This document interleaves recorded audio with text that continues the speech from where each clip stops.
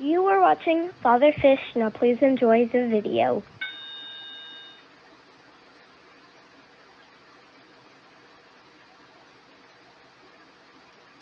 It is manifestly apparent to anyone who is really paying attention that there is a fundamental shift going on, not just in this hobby, but in our culture, broadly speaking. I don't want to speak to the broad issues. I want to speak to the issue of what's happening in our hobby. And it's really very clear. Up to this point, we have had the ability to be able to relate to nature one on one. We've been able to go out and collect things in the wild, bring them in, put them in our tanks, vats, tubs, whatever, ponds. We've been able to order from around the world and be able to bring in pretty much whatever we want. Our relationship to nature has not been constrained. It has not been substantially or even particularly significantly controlled. All of that is about to change fundamentally. What does that mean? That means that heretofore, we've been able to acquire pretty much whatever we wanted to acquire, so long as we have the resources to be able to afford to purchase it, to transport it, to bring it in, and to maintain it. After the 1st of January of next year, it is very likely that that will no longer be the case. What will be the case is there will be a list of those items that we are permitted to have, that we are permitted to trade in, to travel across state lines, to bring into the country. Everything that is not on that list will be considered banned, will be considered blacklisted, and the possession of which will put us in jeopardy of being imprisoned and very heavily fined. This is a fundamental shift in the relationship that our government is deeming itself in a position to control our relationship with the natural world. And it really is quite that simple. The Lacey Act, which was founded around the turn of the century in the early 1900s, was done initially to control the importation of dangerous species.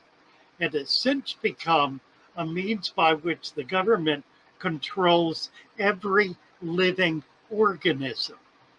Literally, every living organism is under the authority of the so-called Lacey Act.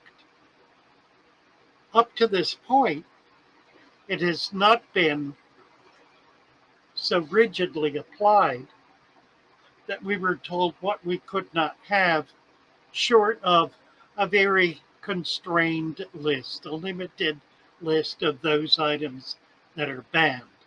There is some discussion about whether some of those items ought to be banned.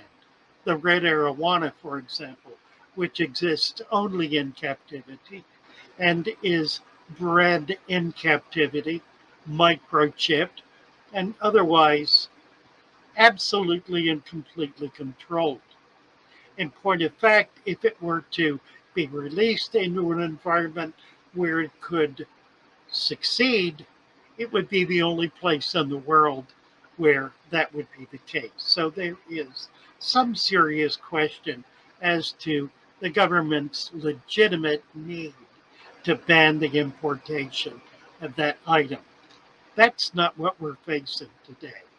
What we're facing today is not the government saying, you may not have this, this, or this.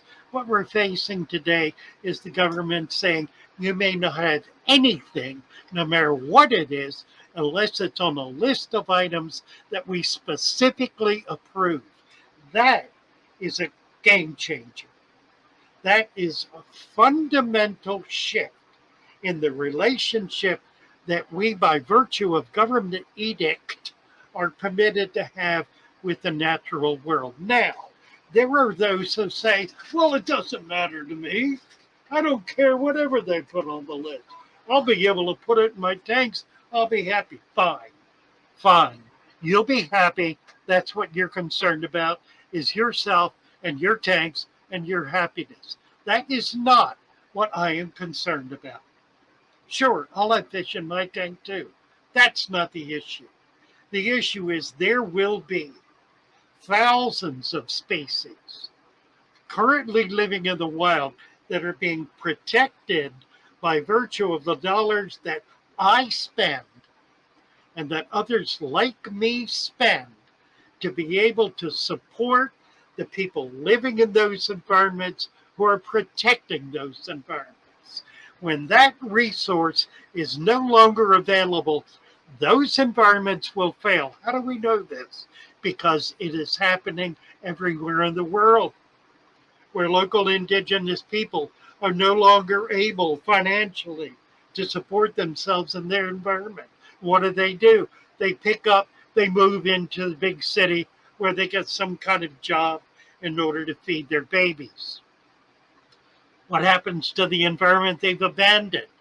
It is taken over by miners and loggers, typically. Miners and loggers. What do miners and loggers do?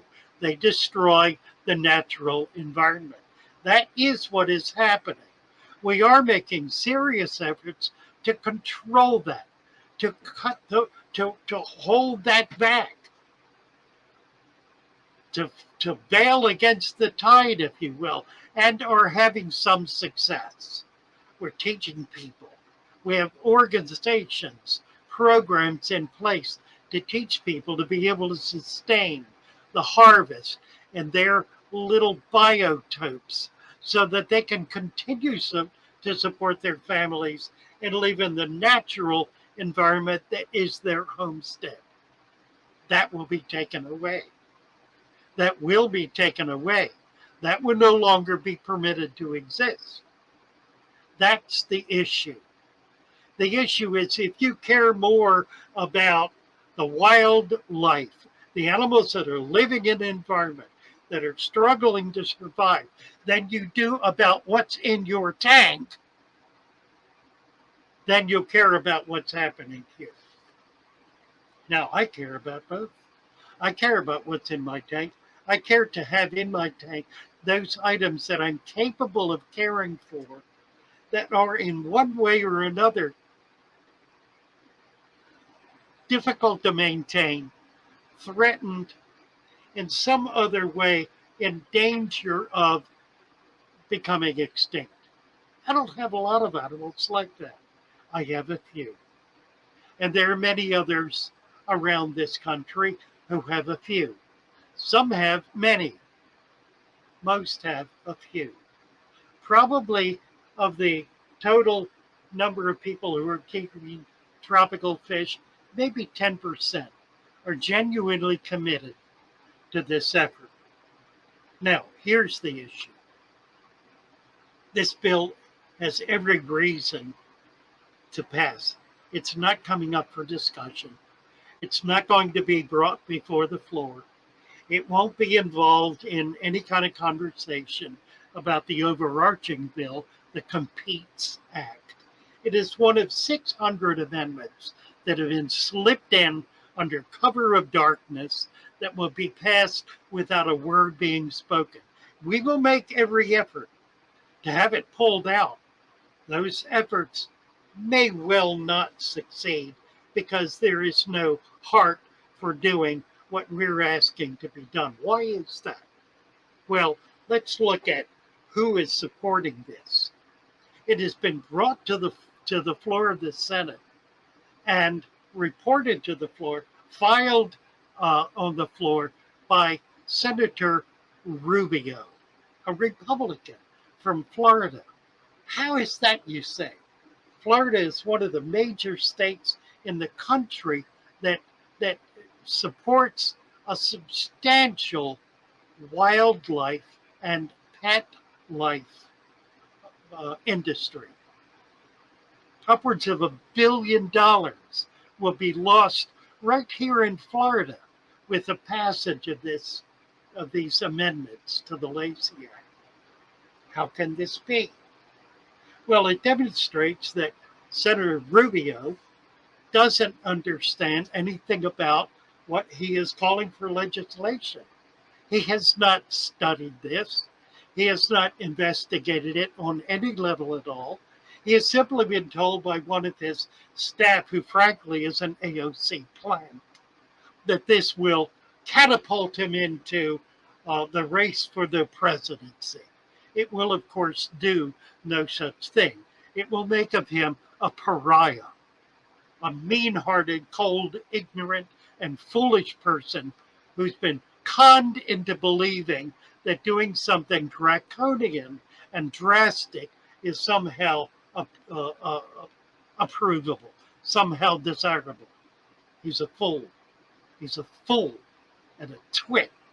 And he deserves to hear this, and I hope to God he does, and has enough sense to realize how ignorant and how stupid this is. Nevertheless, ignorant and stupid seems to be the call card, the Walmart of the day. It seems to be the way in which government is run these days. Stupid, ignorant, doing that which is destructive of the very best efforts of our citizenry.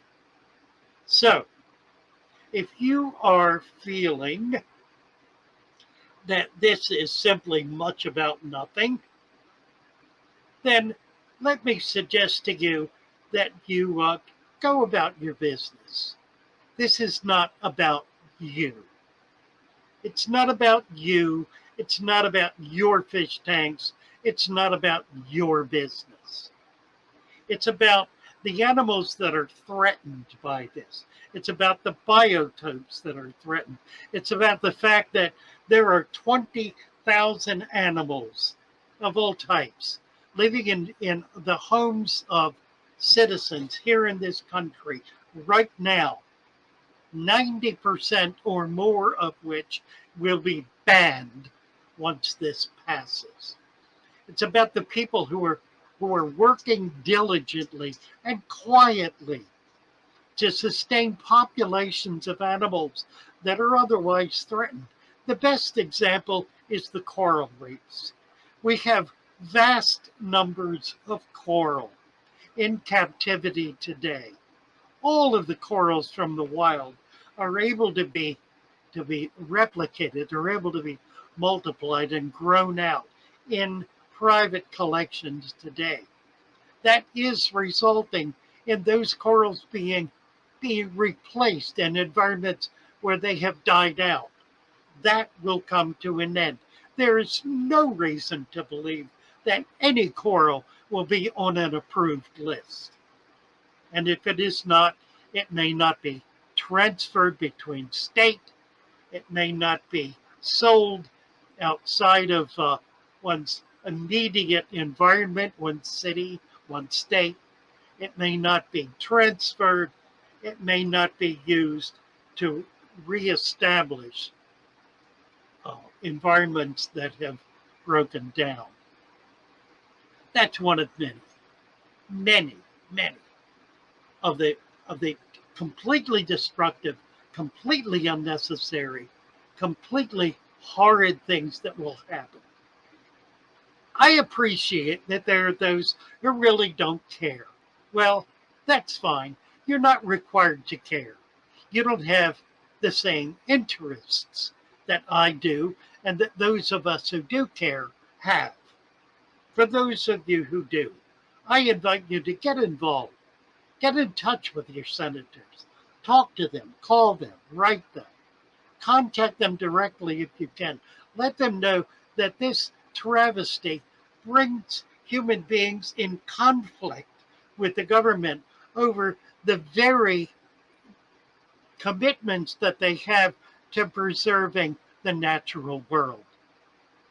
If there is a concern, a genuine concern for that, as opposed to simply a desire to take away from the common citizen the right to have his relationship as he sees fit with the natural world, then we are in deeper trouble. And I fear that is the case. I fear this is really about removing human beings from being able to be in a personal, direct relationship with the natural world. There is considerable and substantial movement in that direction through the United Nations. If you are not aware of it, you need to become aware of it. This is clearly part and parcel of that same dynamic. So, let me leave this with you.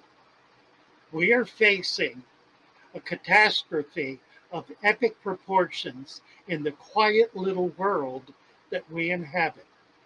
And that catastrophe is that most of the animals that we care about and that we seek to support are going to be made unavailable to us.